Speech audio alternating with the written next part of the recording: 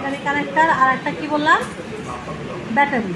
তো এটা করতে গেলে অ্যাভোমিটারকে কোথায় রাখবো? ডিসি ভোল্ট 10-এ রাখবো। ডিসি কততে রাখবো? 10-এ। আর ডিজিটালের ক্ষেত্রে কততে রাখবো? ডিসি ভোল্ট 20 রাখার পরে চার্জিং পোর্টের পিন কয়টা? 5টা, একটা পজিটিভ একটা নেগেটিভ, আর বাকি 3টা কি? Data minus plus data minus data plus. ইউএসবির জন্য 3টা। তাহলে যে কোনো একটা মেটাল বডিতে এটাকে গ্রাউন্ড ধরবো। ধরার পরে যে পিনগুলো আছে একটা একটা করে টাচ করব। যেহেতু আমি নেগেটিভটা দিয়েছি, পজিটিভ সংযোগ পেলে কি হবে? রিডিং আসবে। একটু কষ্ট করে দেখেন সবাই, একদম কাছে গেছে। হ্যাঁ, 5 ভোল্ট আসছে। তাহলে যখন 5 আসবে তখন আমি তো আমার পজিটিভ টার্মিনালটা পেয়ে গেছি। পজিটিভটা পাওয়ার পরে এটা একটা জিনিস যে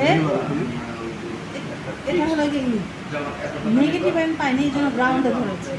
হ্যাঁ, আর পজিটিভটা পাওয়ার পর যেটা করব সেটা হচ্ছে যে রেড প্রোবটা আমি নড়াবো না, যেমন আছে তেমন রাখবো। এটা সরাতে হবে, কারণ এখন নেগেটিভ বের করতে হবে। যেহেতু আমি পজিটিভ পেয়েছি, একটা একটা করে ধরলে কি হয়ে যাবে? যে নেগেটিভও চলে আসছে। তাহলে একটা চার্জিং পোর্টের কোনটা পজিটিভ টার্মিনাল কোনটা নেগেটিভ টার্মিনাল আমরা এখন বের করতে পারবো না? জি পারবো। তাহলে এই চার্জিং পোর্টটা কি? ঠিক আছে, ঠিক আছে। এখন চার্জিং পোর্টের পর ব্যাটারি কানেক্টর ঠিক আছে কিনা দেখতে হবে। এখানে আমি কত ভোল্টেজ পেলাম? 5 ভোল্ট। 5 ভোল্ট।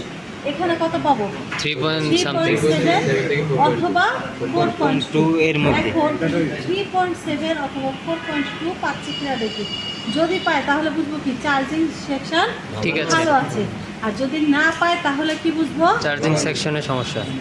এখানে মানে ব্যাটারি কানেক্টর নষ্ট, এটা বলা যাবে না। তাহলে কোথায় সমস্যা?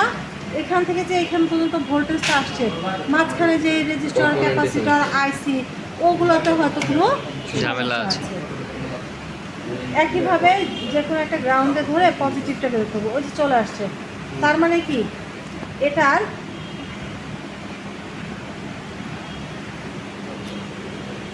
এই সেকশনটুকুতে কোনো সমস্যা নেই। তাহলে আমরা করতে পারবো, চার্জিং পোর্ট মাপতে পারবো, ব্যাটারি কানেক্টর মাপতে পারবো। তো যদি বলে যে চার্জিং পোর্ট মেপে দেখাও, তাহলে আমরা কি করব? অবশ্যই চার্জার সাপ্লাই দিব চার্জারের সাপ্লাই সাথে, দিব। তারপর এটা মাপবো। ব্যাটারি কানেক্টর মাপতে বললে এভাবে মাপবো। ঠিক আছে, ঠিক আছে। রাখো।